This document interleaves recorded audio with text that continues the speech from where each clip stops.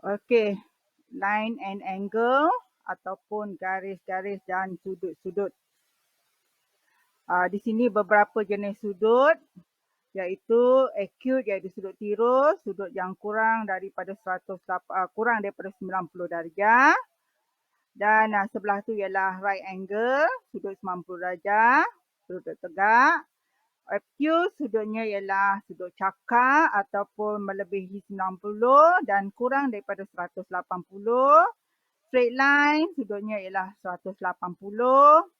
Reflect ialah sudut pantulan iaitu sudut yang melebihi 180 tetapi kurang daripada 360. Dan kita lihat sudut one whole turn iaitu jumlah sudutnya ialah 360 ya ataupun full angle. Okey, complementary angle jumlah sudutnya ialah 90 darjah. Supplementary angle jumlah sudutnya ialah 180 dan conjugate angle ialah 360.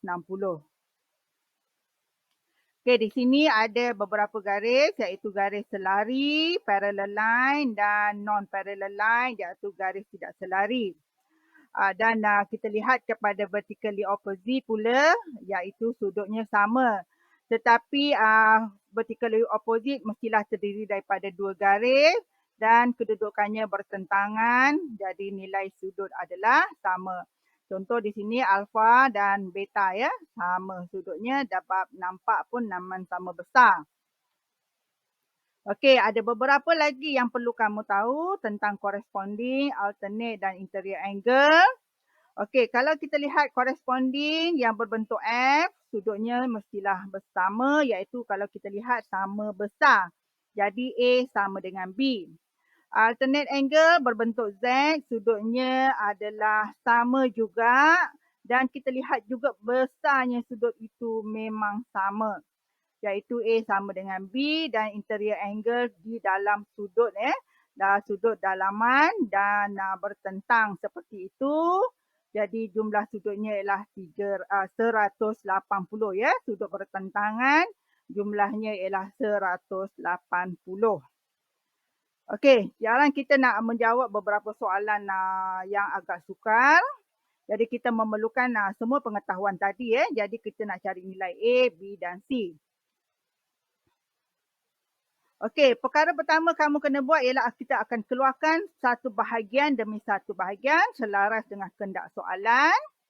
Contohnya kita nak dapatkan A, maknanya kita akan keluarkan bahagian yang mengandungi A dan berkaitan dengan nota tadilah sebelum tu corresponding ke, alternate ke ataupun interior Jadi kita dapati kita akan nampak bentuk F di situ iaitu corresponding dan nilainya adalah sama.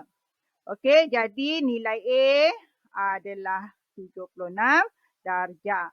Okey, itu adalah cari nilai A. Okey, macam mana nak cari nilai B? So, tak boleh. Kita kena cari nilai C dahulu. Okey, nilai C, kita keluarkan bahagian C dahulu dan kita akan dapat bentuk seperti inilah iaitu jumlah sudut interior angle tu adalah 180. Jadi kita lihat dan perbandingkan, okey dia sama dengan gambar di bawah tu. Okey, jadi kita terus sahaja nak dapat C iaitu 180 tolak 100 darjah. So nilainya ialah 80. Okey, kemudian barulah kita boleh cari B B kita lihat, kita keluarkan bahagian B, kita nampak dia adalah berkaitan dengan C dan kedudukannya ialah vertically opposite. Okey, dan bentuknya sama besar. Kita lihat kena lihat dia punya besarnya sudut ni mana agak-agak yang sama dengan dia. So kita nampak nilainya C, so vertically opposite sama dan nilai B adalah 80 darjah sebab C ialah 80 darjah. Next, macam mana nak cari D? Kita keluarkan bahagian D, kita dapati dia adalah berkaitan dengan 110 darjah. Dan berkaitan dengan supplementary iaitu 180 maka D ialah 180 tolak 110 darjah, iaitu 70 darjah. Okey, next kita tengok contoh kedua. Bagaimana kita nak selesaikan cari nilai A dan B. Biasa kita akan buat satu bahagian demi satu bahagian. Okey, nak cari A, kita akan keluarkan yang berkaitan dengan A tapi yang berkaitan dengan corresponding ke, alternate ke ataupun supplementary ke, yang mana yang nampak berkaitan. So, bila kita keluarkan, kita akan nampak alternate angle, iaitu sudutnya adalah sama. Okey, jadi kita dapati bahawa A adalah hasil tambah kedua-dua sudut ni. Jadi nilainya ialah 25 darjah tambah 42, iaitu 67. Okey. Kemudian kita cari nilai B, kita akan keluarkan bahagian B yang menyerupai bentuk alternate. Jadi kita lihat kalau bentuk alternate, sudutnya adalah sama, iaitu A sama dengan B, memang besarnya pun kita nampak sama. So nilai B adalah 42 darjah. Kita lihat lagi contoh ketiga. Biasalah nak cari nilai X dan Y. Kita keluarkan satu bahagian demi satu bahagian. Okey, kita keluarkan bahagian X. Kita cari mana bahagian yang boleh kita kaitkan dengan pelajaran sebelum tu. Okey, kita nampak bentuk F ya. Bentuk F nampak sudutnya sama. Okay, sama. A sama dengan B. Jadi nilai X ialah 70. Okey, next kita cari nilai Y. Okey, keluarkan bahagian yang berkaitan dengan Y. Pastikan kedudukannya mestilah 2 garis selari dan 1 transversal. Kita tak boleh pilih Y ialah sama dengan 40. Macam ni tak boleh. Sebab dia tidak ada garis yang selari kat situ. So, jadi kita akan pilih yang inilah. Kita nampak bentuk interior angle. So, jumlah sudut ialah 180. Okey, kita pergi kepada ni dululah. Yang A, jumlah ni lah ya. Katalah sini A, ini B. Jadi A tambah B ialah 180. Maka nak dapat A ialah 180 tolak 70 dapat 110. Jadi barulah A tu sama dengan 110 darjah ya. Belum siap lagi sebab kita nak nilai Y. Jadi nilai Y tadi kat sini ialah 110 darjah. So nak dapat Y ialah tolak 62, dapatlah 48. Okey, next. Example keempat, contoh keempat. Soalannya cari nilai X dan Y. Okey, biasalah kita akan keluarkan bahagian demi bahagian meliputi kehendak soalan. Mula-mula kita nak cari X, kita keluarkan, fokus dulu kepada parallel line. Kita dapati ini parallel line. Dan ada satu transversal yang memintas dua parallel line. Dan kita nampak bentuk interior angle, iaitu jumlah sudut pendalaman tersebut ialah 180. Okey, jadi nak dapat nilai X terus sahajalah 180 tolak 74 dapatlah 106. Next, kalau nak dapatkan Y pula, fokus lagi kepada parallel lines dan satu transversal. Ini adalah parallel. Jadi ini adalah transversal. So kita nampak bentuk Z. Nampak bentuk Z, maka sudut kat sini ialah 110 darjah. Okey, sebab dia sama Z. So nak dapat Y, jadi jumlah Y tu tadi ialah Y tambah 50 dari 110.